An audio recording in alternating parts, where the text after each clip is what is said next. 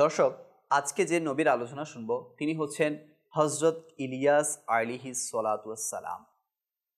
হযরত ইলিয়াস আলাইহিস সালামের নাম পবিত্র কুরআনে পাকে দুই স্থানে উল্লেখ হয়েছে, এক সূরা আনআমে এবং দুই সূরা সাফফাতে। সূরা আনআমে কেবল অন্যান্য আম্বিয়াগণের সাথে তার নামও উল্লেখ হয়েছে, তার কোনো ঘটনা তেমনিভাবে উল্লেখ হয়নি। তবে সূরা সাফফাতে তিনি যে মুরসালিন অর্থাৎ আল্লাহ প্রেরিত রসুল এর অন্তর্ভুক্ত এবং তার দ্বীনি দাওয়াত সম্পর্কে ওই সূরার মধ্যে সংক্ষিপ্ত বর্ণনাও এসেছে।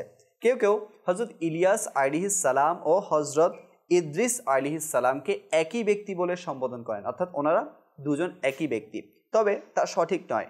কোরআনে পাকে হযরত ইদ্রিস আলাইহিস সালাম ও হযরত ইলিয়াস আলাইহিস সালামের যে বর্ণনা এসেছে তা কিন্তু সম্পূর্ণ ভিন্ন ভিন্ন। সূরা আনআম ও সূরা সাফফাতে হযরত ইলিয়াস আলাইহিস সালামের যে বর্ণনা এসেছে তাতে কোথাও নেই যে হযরত ইলিয়াস আলাইহিস সালামকে ইদ্রিসও বলা হয়।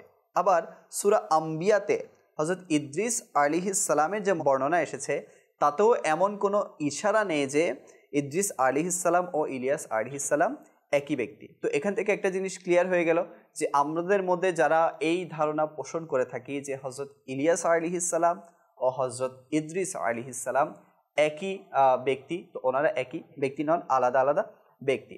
ইলিয়াস আলাইহিস সালামের বংশনামার দিকে যদি আমরা তাকাই, অধিকাংশ ঐতিহাসিকগণের মতে হযরত ইলিয়াস আলাইহিস সালাম হযরত হারুন আলাইহিস সালামের বংশধর।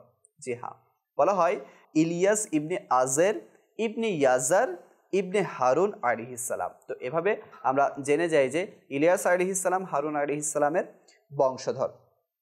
ইলিয়াস আলাইহিস সালামের আমরা যদি নবুয়ত লাভটা দেখি তাহলে এভাবে এসেছে যে ঐতিহাসিকগণ প্রায় এই বিষয়ে একমত যে তিনি হযরত হিজকিল আলাইহিস সালামের পরে ও হযরত আল ইয়াসা আলাইহিস সালামের আগে বনি ইসরায়েলের প্রতি প্রেরিত হয়েছিল।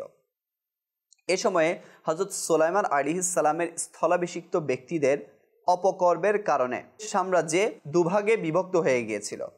এক অংশকে কিংবা ইয়াহুদিয়া বলা হতো, এর রাজধানী ছিল বাইতুল মুকাদ্দাসে অবস্থিত, আর অপর অংশের নাম ছিল ইসরায়েল।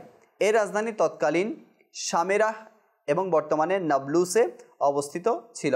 হযরত ইলিয়াস আলাইহিস সালাম জর্দানে অল আদ নামক স্থানে জন্মগ্রহণ করেছিলেন। তখনকার ইসরায়েলের শাসনকর্তার নাম বাইবেলে আখিয়াব এবং আরবি ইতিহাসে আজিব অথবা আখিব বলে উল্লেখিত রয়েছে।